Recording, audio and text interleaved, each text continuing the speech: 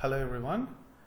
So today we are going to have a look at the user manual or how to use photo filter for effective image editing for publications and for scientific documentation. Photo filter 7.2.1 is an older version that is currently available as a freeware in the official Photo Filter Studio website as shown here. So it's a very simple tool, only a 5 MB size. You can download it and install it in any Windows tool, and it is a low resource tool, so that means it does not occupy a lot of RAM, or you do not need a lot of expertise in image editing to use this software. This is a very simplest version of Adobe Photoshop or anything like that, for which you need a lot of experience and a lot of shortcut knowledge. But Photo Filter 7 is a very simplified tool for editing images. We are going to look at specifically how to edit scientific images. So once you install, this is how the tool will look like. So some of the basics that we need to remember for scientific presentations of figures or images is, I'll give you two examples of what not to be done and what to be done, and what is to be focused. So here are two images where it shows the Drosophila fly and their morphology. We're trying to show the differences in the morphology between different groups. But here is figure 1 where it is labeled from A to L. But here is another image which is only about 8 images are being compared. The difference between these two, the primary essential things that a journal would also recommend or a reviewer would also comment, is that to avoid wastage of space inside the image. So whenever there is a figure that is being presented, usually journals have a limit of 6 or 8 images per article.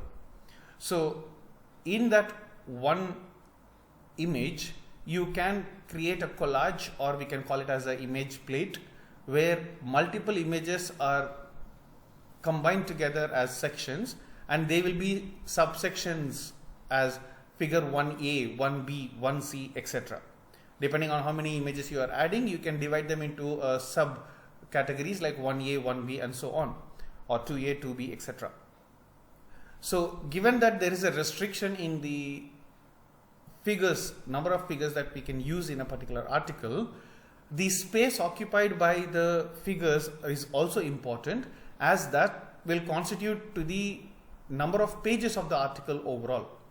So one thing that the journals will keep in mind or will always consider for figures is that whether the figure is utilizing the maximum space. The difference between this figure and this figure is that the space wastage is very little here, whereas here the space, there is more empty space than the actual content. So the first thing we need to do is focus on the subject and try to reduce empty spaces around the object or around the subject that we are trying to focus on. So now I'll show you some basic steps of how to make a scientific image plate or a collage that can be labeled as A, B, C, D and so far, using this tool and with basic instructions. This is only a very basic set of commands that I'm going to show you, but you, of course, if you try to work on it more, you will be able to use a lot more advanced shortcuts. So first, these are the images that I am going to edit, and I'm going to make it look more focused on it or reduce the empty space. So you can simply copy and paste the object anywhere in the design like this. You can paste it as a new image and you can try to work on it. As the image is already little blurred, it's going to look little dull here, but what I would want to start with is, before copy pasting all the images, I would first want to create an empty image where I can do all the editing. So right click on the empty space in the photo filter, click on new, and it will ask you for an option of what is the size of the image and what is the resolution of the image. I'm sure you're already familiar. Every journal, the minimum requirement is the image has to be 300 pixels or 300 pixels per inch is the minimum recommendation. However, you can go higher, but the computer would require a lot of RAM to process higher resolutions or larger size. And I recommend working with a minimum of 4000 pixels by 4000 pixels, which is the height and the width of the image. And I set the background as black, or I set it as white and then convert it into black later.